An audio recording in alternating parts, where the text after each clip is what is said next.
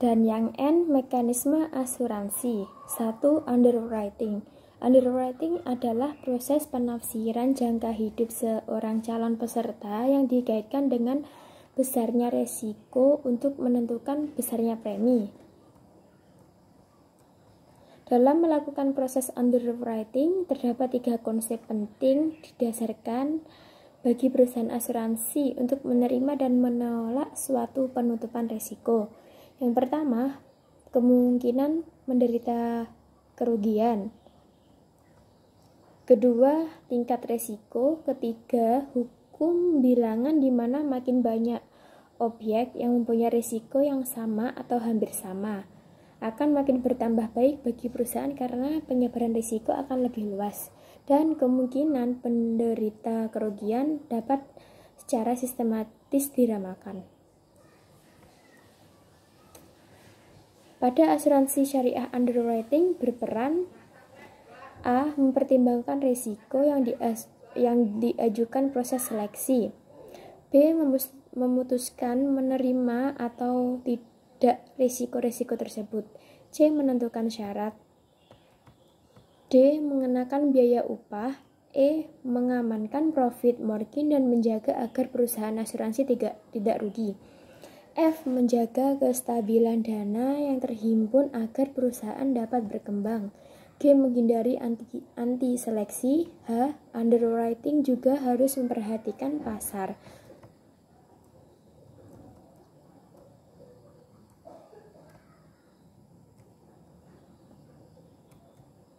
Calon peserta harus mengisi formulir permohonan secara lengkap. Antara lain, A. Uraian bisnis secara rinci. B. Bisnis yang dilakukan belakangan ini dan pengembangannya selama masa berikutnya. C. Catatan perkara yang telah dialami. Yang kedua yaitu polis. Polis asuransi adalah surat perjanjian antara pihak yang menjadi peserta asuransi dengan perusahaan asuransi. Unsur-unsur yang harus ada dalam polis adalah A. Deklarasi. 2. Perjanjian asuransi. 3. Pernyataan polis. 4. Pengecualian. 5. Kondisi pertanggungan. 6. Polis ditandatangani oleh perusahaan asuransi. Dalam asuransi Islam, untuk menghindari unsur-unsur yang diharamkan di atas kontrak asuransi, maka diberikan beberapa pilihan kontrak alternatif dalam polis asuransi tersebut, yaitu sebagai berikut. Yang A, yaitu polis dengan akad mudharabah atau mudobah musyarakah. Yang kedua, wakalah bil ujrah. Yang ketiga yaitu premi kontribusi. Premi asuransi bagi peserta secara umum bermanfaat untuk menentukan besar tabungan peserta asuransi, mendapatkan santunan kebajikan atau dana klaim terhadap suatu kejadian yang mengakibatkan terjadinya klaim, menambahkan investasi pada masa yang akan datang.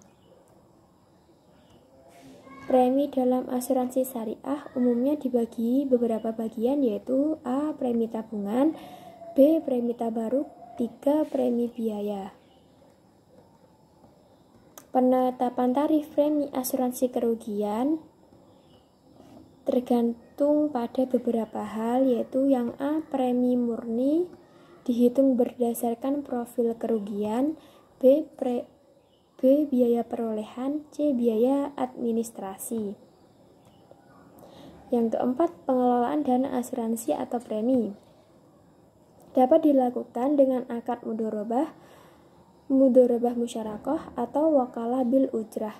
Pada akad mudharabah, keuntungan perusahaan asuransi syariah diperoleh dari bagian keuntungan dana dari investasi atau sistem bagi hasil.